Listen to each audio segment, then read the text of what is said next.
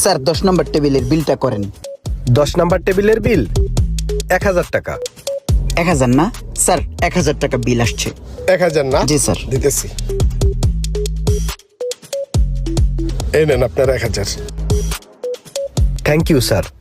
নাও এটা তুমি রাখো। কি দরকার ছিল এইসবের?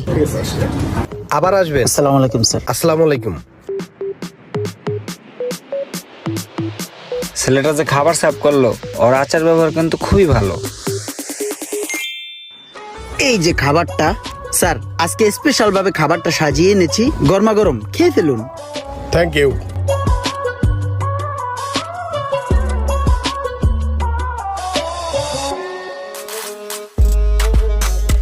স্যার এক্সকিউজ মি, আমার তরফ থেকে স্পেশাল 2টা ডিম 2 জনের জন্য, আর সাথে আছে ফ্রাইড রাইস।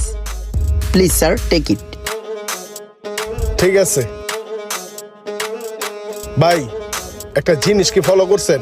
জি, কোন বিষয়টা? সেদিন তো আপনি বললেন যে ছেলেটা খুব ভালো, কিন্তু ছেলেটা যে প্রতিদিন আমাদেরকে স্পেশাল সার্ভিস দিতেছে এটা তো বুঝতেছি না। এটার কারণ কি?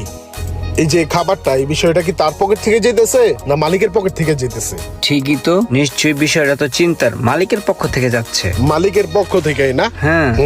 তাহলে বিষয়টা একটু ভাইবা দেখতে হয়।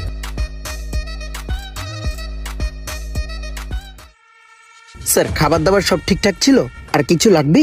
না না, ঠিক আছে সবকিছু। Thank you sir. আচ্ছা, তোমাকে একটা কথা জিজ্ঞেস করি। জি স্যার, অবশ্যই, of course.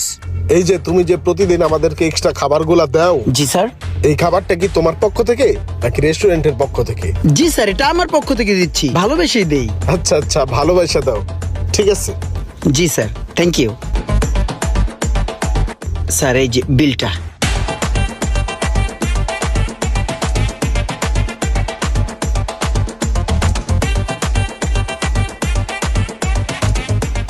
Thank you, thank you, এটা রাখো তুমি। Thank you sir. আমি আসি এখানেই, আবার আসবেন। হ্যাঁ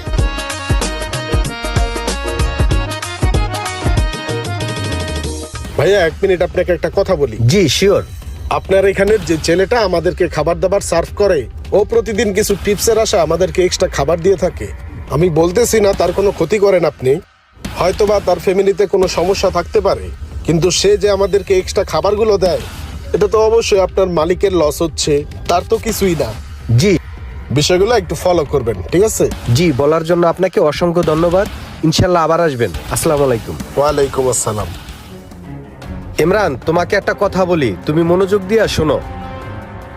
তুমি যে এক্সট্রা টিপসের জন্য যে কাজগুলা তুমি এই পর্যন্ত করে আইছো, এই কাজগুলা কি তুমি ঠিক করছো?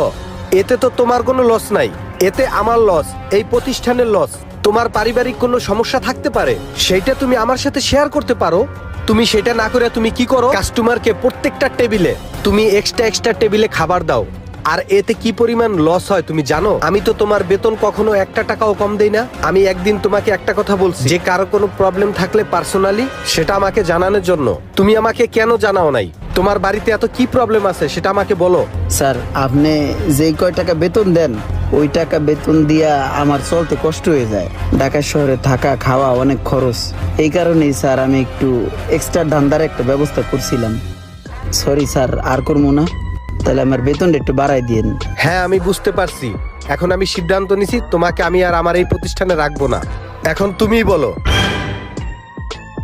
স্যার রাহেন, আমি আর এই সমস্ত কাম করবো না। এখন তো ভালো হয়ে যাবো স্যার, এমনিতে আমি লোক ভালো স্যার, সবাই কয়। ঠিক আছে, তোমার ফ্যামিলির প্রবলেমের কথা শুনা আমি তোমাকে লাস্ট একটা চান্স দিলাম। নেক্সট টাইমে এই ধরনের কাজ আর কখনো করবা না, ঠিক আছে? তো কি আমি আসি না ডিলেট? হ্যাঁ তুমি আসো, যাও মনোযোগ দিয়ে কাজ করো। অনেক রেস্টুরেন্টের মালিক আছেন যারা কর্মচারীদের খুবই অল্প বেতনে কাজ করান, আর এই টাকা দিয়ে তাদের সংসার চালাতে হিমশিম খেতে হয়, যার কারণে তারা বিভিন্ন সময় বিভিন্ন অসাধু পথ বেছে নেন। আমরা যদি তাদের পারিবারিক একটু খেয়াল রাখি তাহলে কিন্তু তারা এই কাজগুলো করবে না। ভিডিওটি ভালো লাগলে অবশ্যই